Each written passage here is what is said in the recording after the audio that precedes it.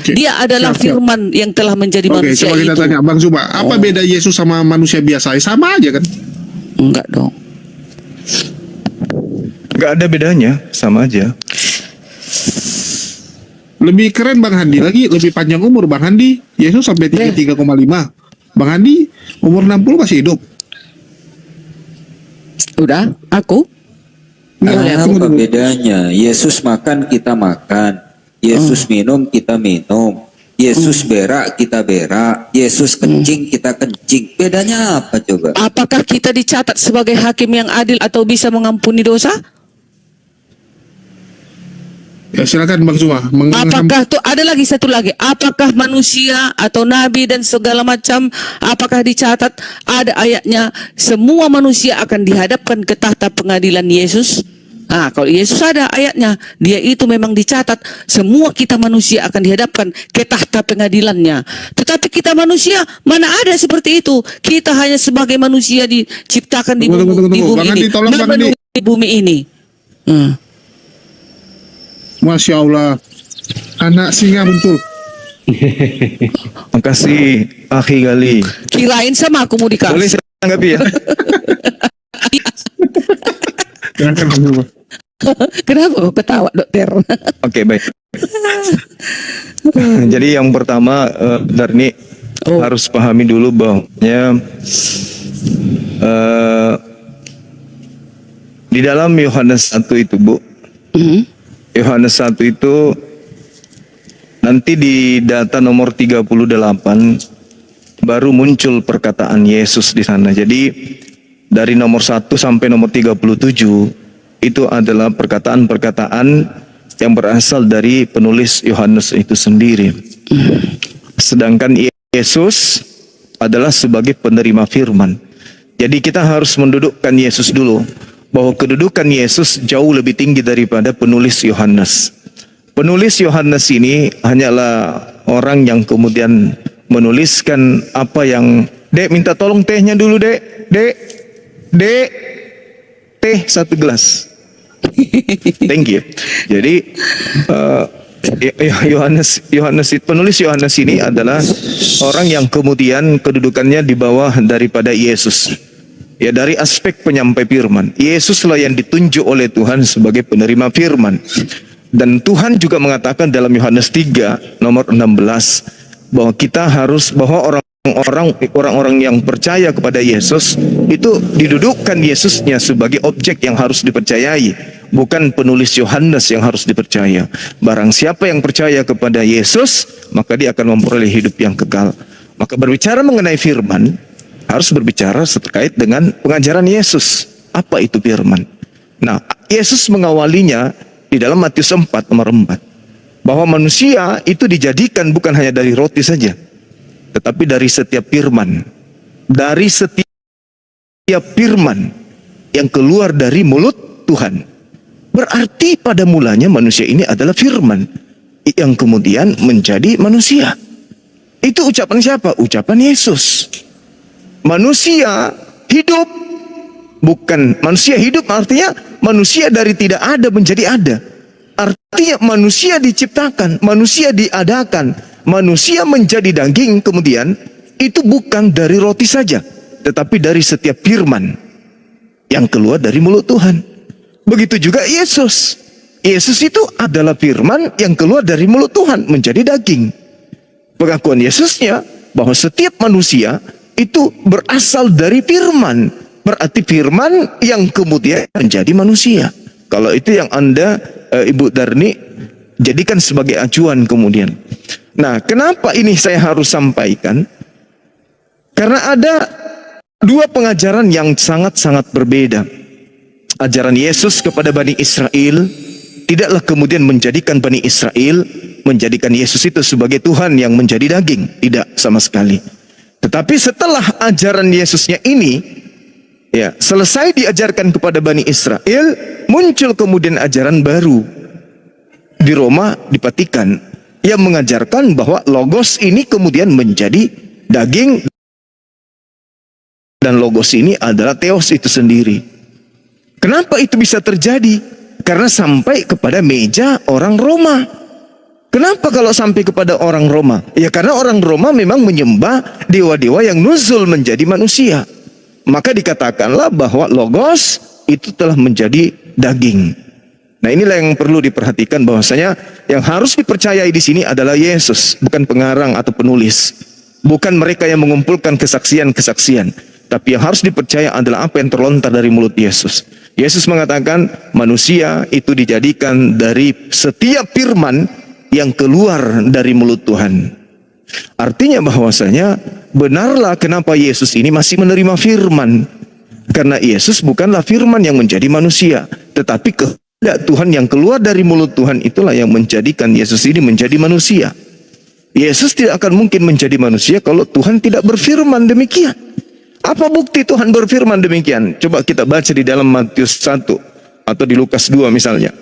Bagaimana Tuhan kemudian berfirman, lalu firmannya disampaikan kepada Gabriel, Roh Kudusnya, dan terus sampai kepada Maria. Maria menerima firman itu bahwa dia akan hamil berdasarkan firman Tuhan. Tetapi kemudian Yesus pada saat Roh Kudus datang kepada Maria, Yesus di situ belum ada. Nanti kemudian apa yang Tuhan kehendaki terjadi terhadap Maria sehingga Maria hamil, maka berproseslah manusia itu di dalam rahim.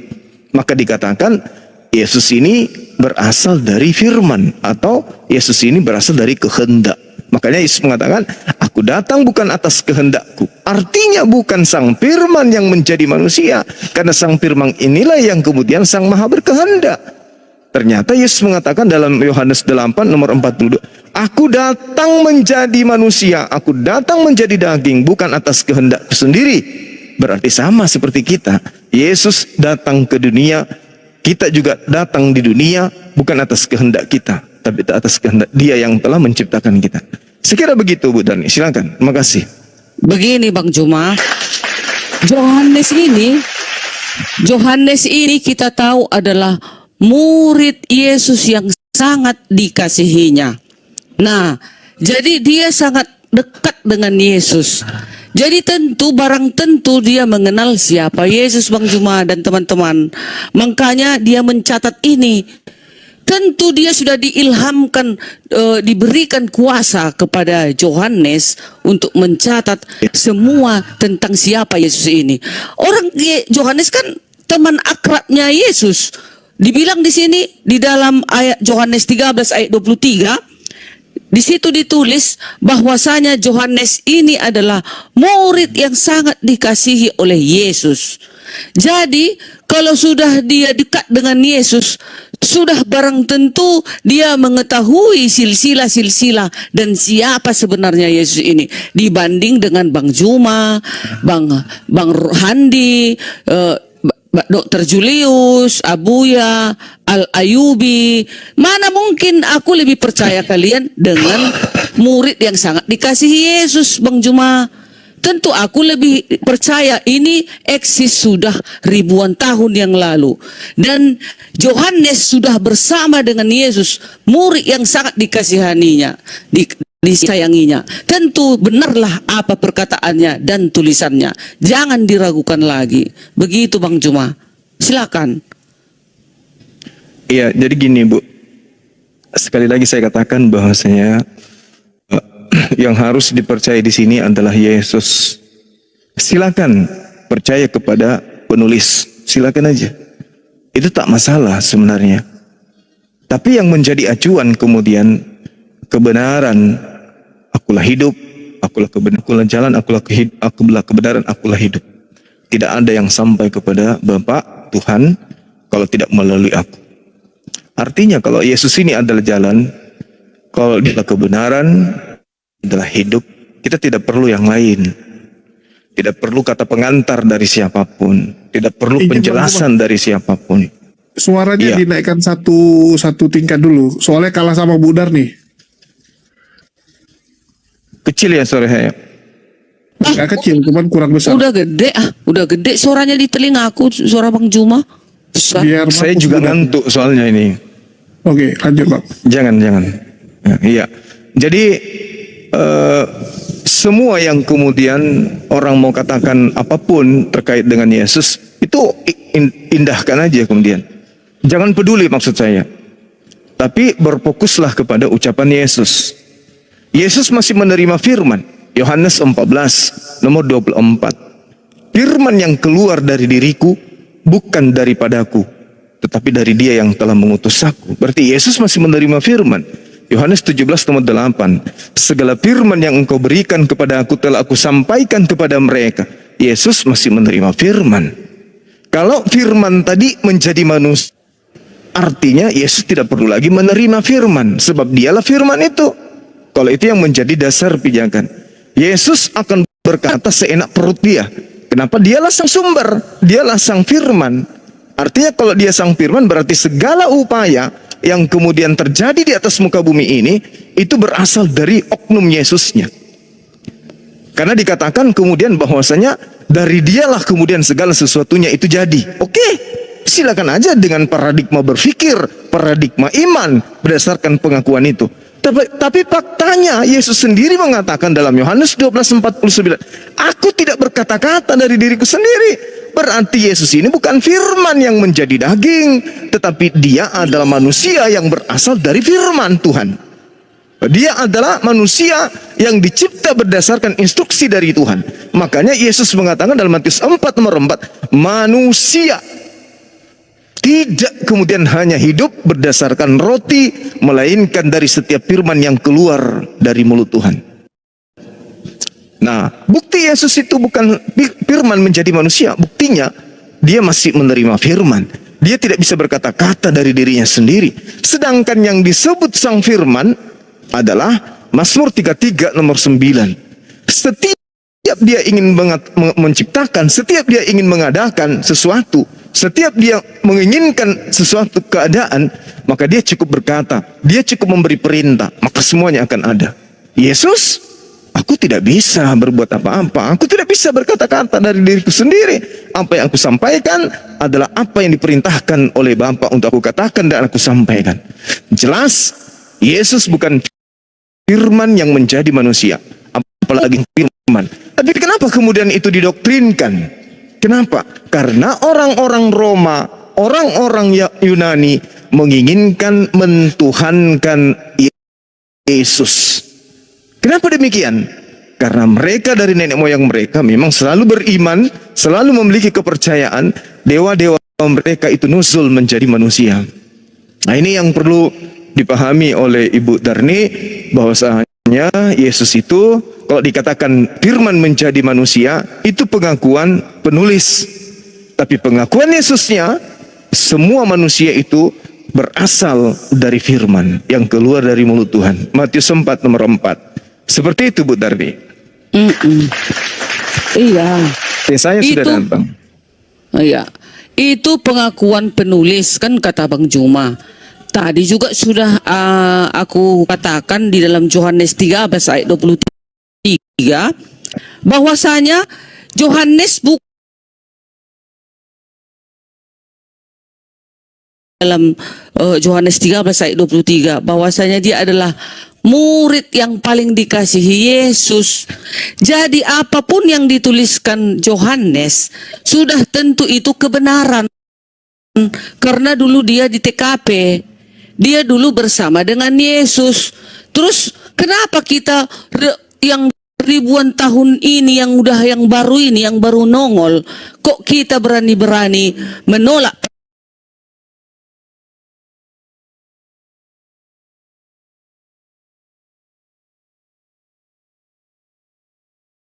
perkataan Yohanes, yang Yohanes ini adalah yang mengetahui kebenaran tentang Yesus itu.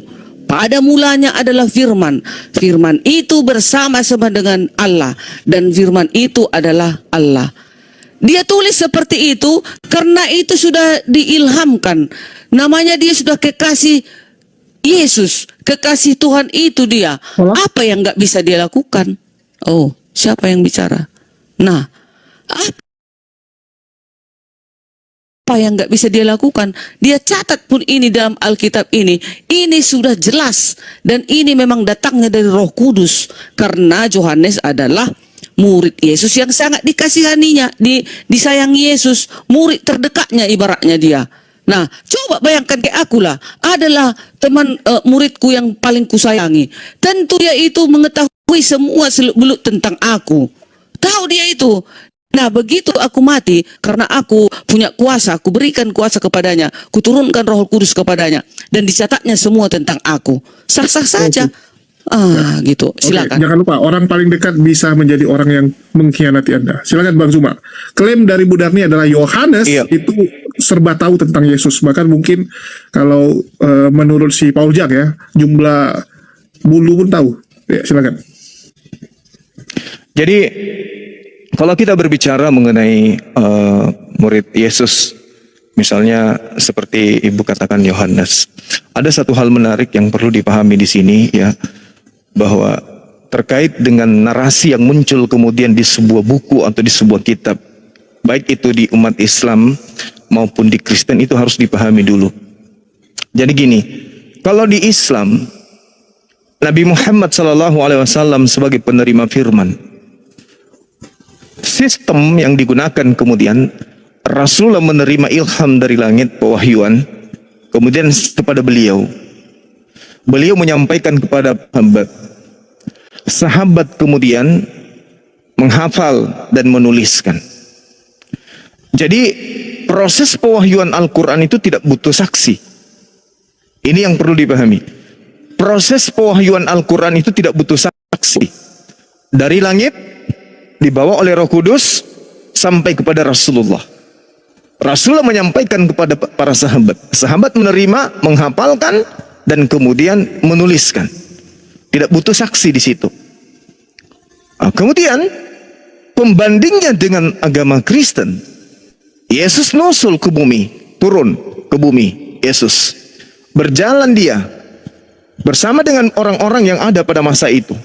Yesus sebagai sumber firman, yang menerima firman, dia menerima firman dan menyampaikan firman. Nah, pembedanya kemudian bahwa penulis-penulis Bible itu menuliskan berdasarkan kesaksian. Sahabat-sahabat Rasulullah menghafalkan Al-Quran bukan berasal dari kesaksian-kesaksian, tetapi mereka bertemu langsung dengan sumber. Bible dituliskan berdasarkan hasil penyelidikan, bukan dari mulut Yesus kemudian sampai ke telinga penulis lalu menuliskan. Tidak. Tetapi penulis menerima tulisan-tulisan ini yang mereka tuliskan ini dari kesaksian-kesaksian orang. Contoh misalnya di Yohanes 21 nomor 24 sampai 25. Jelas sekali indikasinya bahwasanya dialah murid. Penulis Yohanes mengatakan dialah murid yang telah memberikan kesaksian-kesaksian tentang semua ini. Dan dikatakan bahwasanya dia menuliskan, dan apa yang disampaikan itu adalah suatu kesaksian yang benar. Karena dia kemudian menerima kesaksiannya itu dari orang lain, orang yang dipercaya maksudnya. Sedangkan penulis Yohanes mengatakan dialah murid yang telah memberikan kesaksian-kesaksian tentang semuanya ini. Artinya dengan sangat jelas bahwasanya ketika penulis Yohanes mengatakan bahwa kesaksiannya itu benar dan kesaksiannya itu benar, artinya penulis Yohanes bukanlah murid Yesus, bukanlah saksi utama. Artinya gini, penulis menerima dari saksi-saksi. Ini saksi nih. Ini saksi menyampaikan kepada penulis. Ini saksi-saksi ini entah apa kesaksiannya kemudian kita nggak ngerti, dan siapa saksi-saksi ini pun kita nggak tahu. Saksi-saksinya ini kemudian menerima kesaksian dari siapa lagi di belakangnya kita nggak tahu. Inilah sistem penulisan Bible.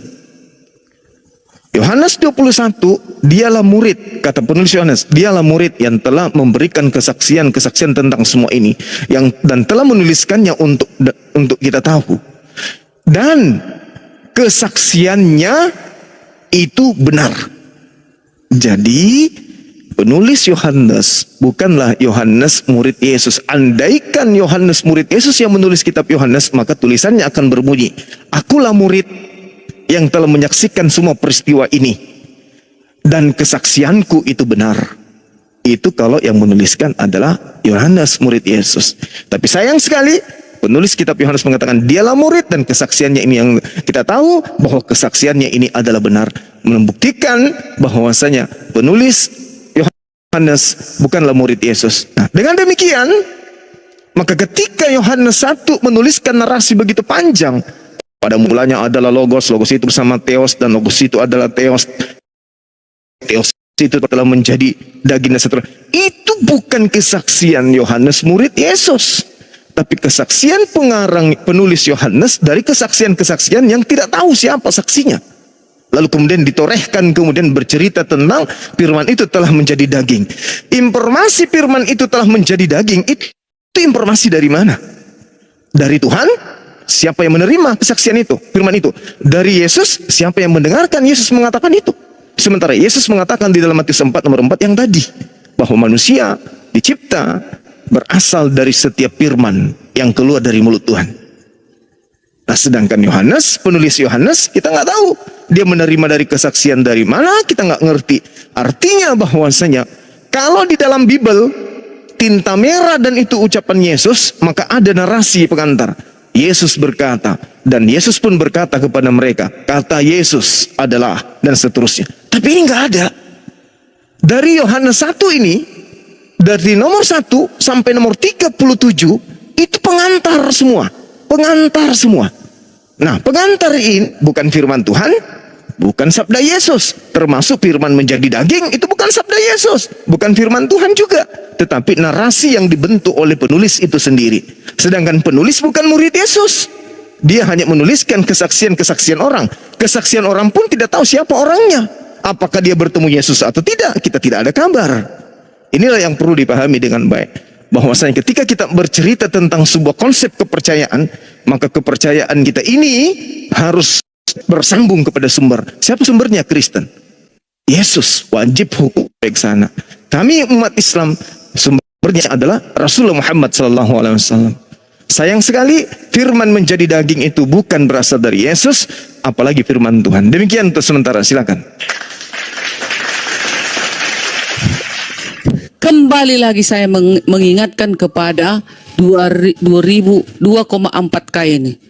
Nah, sekarang aku mau tanya kalian dulu. Bang Juma adalah muridmu yang paling engkau kasihi, Bang Juma. Dia selalu dekat bersama dengan Bang Juma. Tentu muridmu itu pasti mengenal siapa dirimu sebenarnya. Begitu juga dengan Yohanes ini. Nah, kenapa kita yang bayangkan Bang Juma umurnya 45 tahun. Udah. Sementara Yohanes ini, murid Yesus ini, sudah bersama-sama dengan Yesus. Muridnya yang paling dikasihinya. Tentu dia mengetahui apa yang dilakukan Yesus semasa hidupnya dan semasa bersama dengan siapa? Yohanes. Masa mau kita ragukan lagi? Itu udah fakta sejarah. Kalau sudah dia bersama dengan Yesus, tentu dia mencatatnya. Muridnya itu cuma 3,5 tahun. 3,5 tahun apa yang bisa diketahui? Ya, sekarang kutanya kalian dulu. Masa Tuhan itu tidak memberikan ilmu yang begitu dahsyat kepada semua orang yang ditinggalkannya? Bayangkan yang melihat Yesus waktu dia naik ke surga itu yang 500 orang. Murid-muridnya itu, dan menyebar. Nah, tentu itu kabar itu diberitakan untuk orang-orang yang apa? Yang menerima kebenaran. Nah, contoh Yohanes ini, kenapa dia bisa mencatat ini? Karena dia bersama dengan Yesus, murid yang dikasihi. Tentulah dia bisa menceritakan apa saja dan siapa Yesus itu. Piyoto. Oke, coba tanya Bang Juma, Oke lah, 3,5 tahun itu apa yang bisa kita kenal dari seseorang ya? Bisa kenal kali itu dokter. Udah lama itulah. Jadi gini, sekali lagi saya katakan bahwa kita tidak hidup di zaman itu ya. Hanya saja yang perlu dipahami begini. Yesus sebelum terangkat ke langit, dia berkata, semua firman telah aku sampaikan kepada mereka. Kalau semua firman sudah disampaikan kepada mereka dan mereka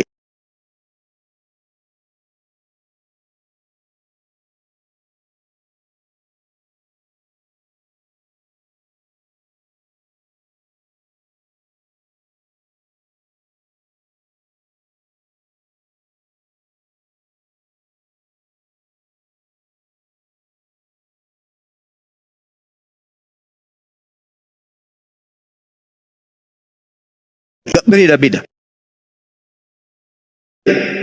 Ini yang perlu dipahami. 12 murid Yesus harus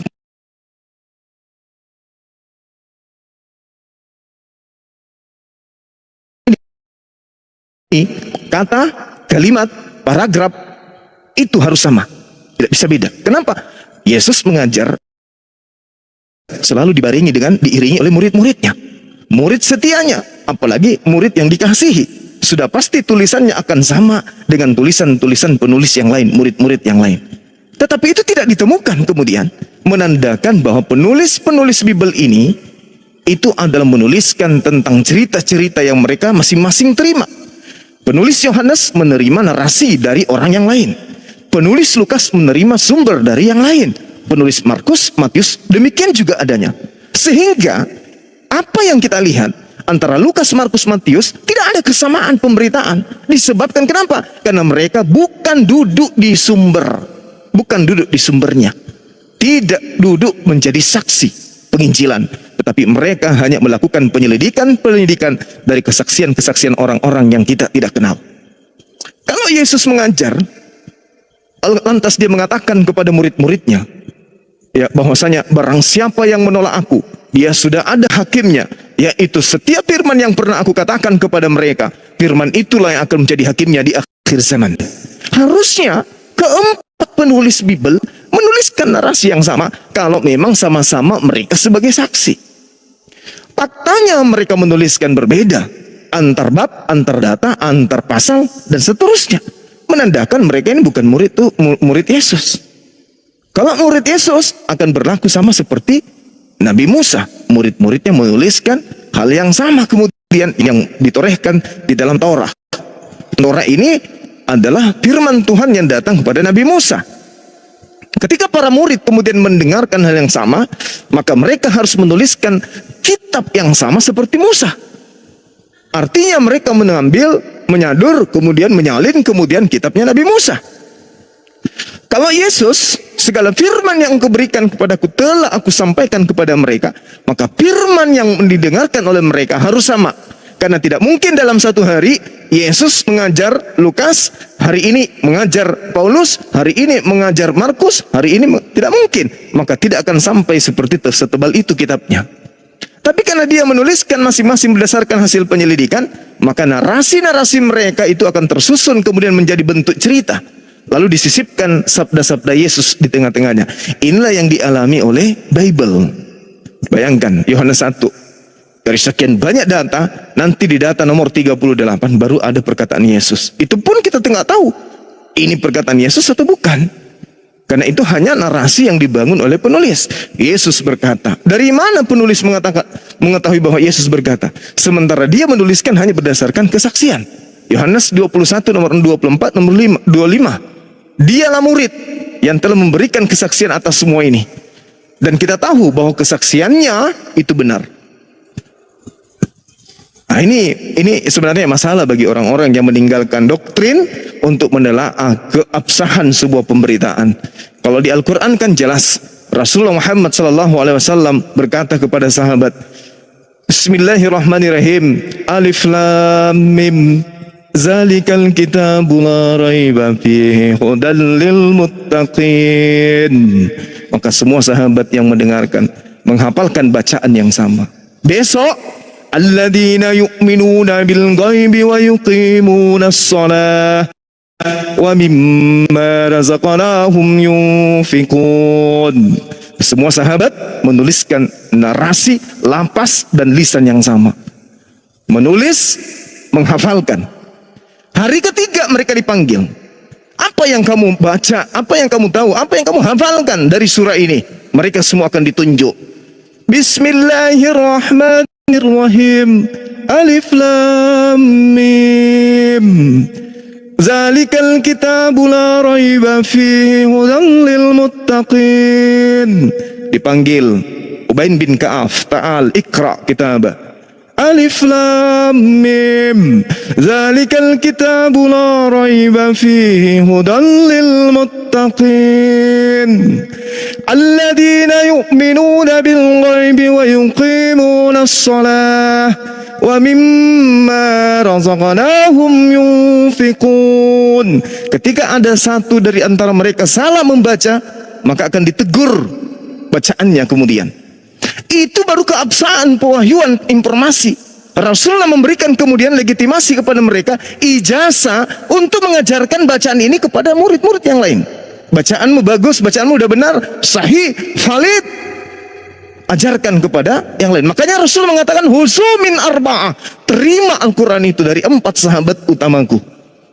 Nah, sedangkan Yesus tidak pernah memberikan legitimasi kepada penulis Yohanes, kitab Yohanes, penulis Lukas, kitab Lukas. Yesus tidak pernah memberikan legitimasi. Sedangkan Yesus sangat berhati-hati. Aku utusan Tuhan, menerima firman dari Tuhan, menyampaikan firman kepada Bani Israel.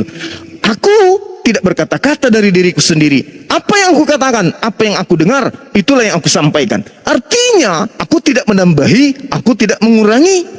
Sedangkan kitab yang muncul di tengah-tengah Kristen lebih banyak kata pengantarnya daripada ucapan Yesusnya.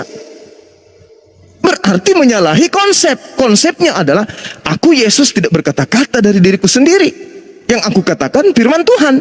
Berarti sejatinya muridnya yang sejati, yang asli pun menuliskan tanpa kata pengantar, tanpa penutup dan seterusnya. Tapi faktanya Bible lebih banyak hitam daripada tinta merah, membuktikan bahwasanya ini bukanlah Injil yang Yesus ajarkan di tengah-tengah Bani Israel, melainkan ini adalah kesaksian-kesaksian, salinan-salinan, informasi-informasi, nas-nas yang dituliskan, yang menceritakan tentang Yesus, Injilnya Yesus, agamanya Yesus, konsep keyakinannya Yesus, pengajarannya Yesus, tempat Yesus mengajar, tujuan Yesus datang, dan kemudian implementasi daripada ujung atau akhir daripada tujuan kedatangannya. Ini yang dinarasikan di dalam Bible.